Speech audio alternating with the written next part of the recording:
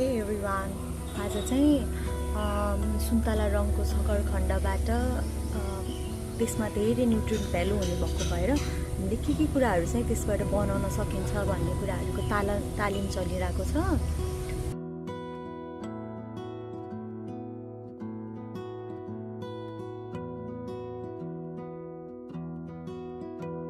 बनाउन थाले हामीले अहिले बनाउन लागेको चाहिँ सुन्तला रङको सकरखण्ड हजुर को खिचडी, चामलसँग दाल, मासको दाल अनि अदुवाको सानो टुक्रा, अलिकति नुन, अलिकति घिउ, कुकरमा सिटी पाक्यो। अहिलेसम्म कतिवटा परिकार खानुभयो त? अहिलेसम्म हामीले दुईटा कस्तो लाग्यो?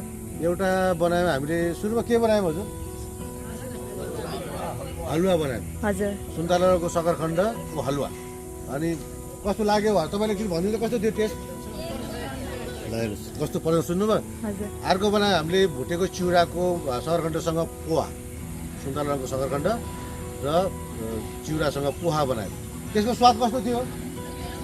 गजब भयो। थम्स आएको छैन, थम्स आयो। त्यसमा पनि यदि आउँदैन, यहाँ यति आएको छ।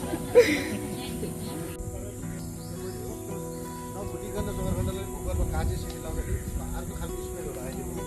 खानाको टेस्ट दिन्छ। हामीले त टेस्ट पनि इन्हान्स गर्न खोजिरहेको छौँ नि त।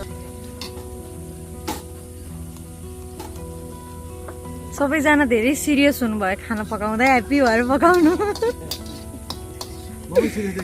एकदम सिरियस फेस देखियो सबैजनाको, ह्याप्पी हुनु पर्यो।